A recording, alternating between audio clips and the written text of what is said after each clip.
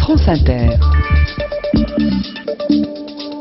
Alors c'est un moment un peu délicat pour les humoristes françaises et brésiliens. On est un peu le cul entre deux chaises ou deux sièges si l'on est dans un Airbus.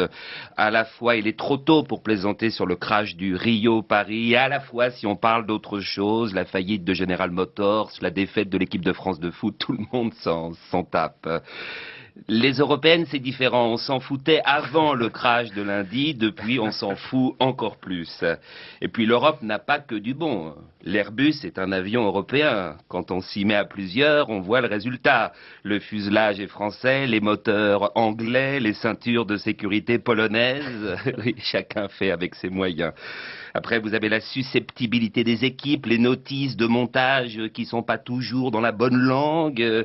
Quand c'est une cuisine Ikea, oublier un boulon, c'est pas grave. Quand c'est un Airbus, c'est plus chiant.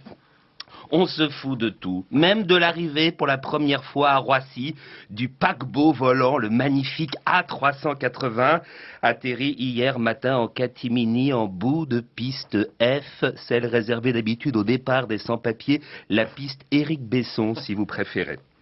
Une arrivée sinistre, on avait planqué en catastrophe tapis rouge, petit four et bouteille de champ.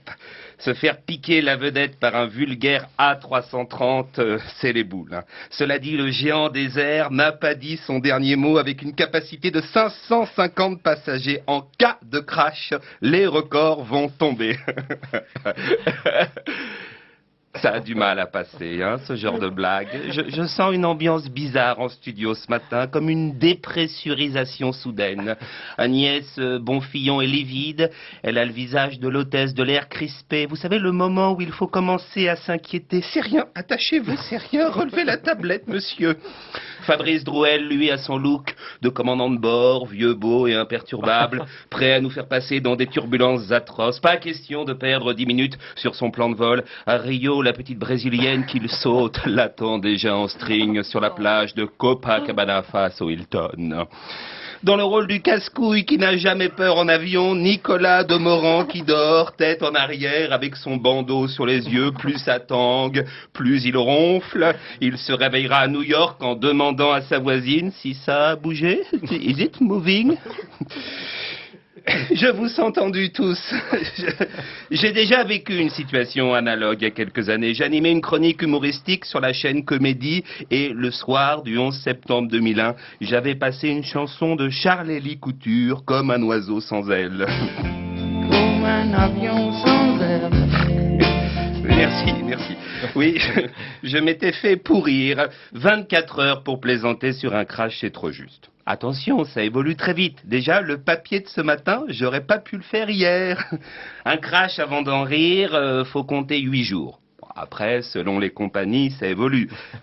Air Gabon, par exemple, vous pouvez commencer à vous amuser très vite. Un Boeing d'Air Gabon s'écrase, c'est presque un pléonasme. On s'étonne même qu'il ait pu décoller. En revanche, un Rio-Paris sur Air France, là, les gens sont beaucoup plus sensibles. Je sais pas pourquoi. C'est peut-être la qualité du service.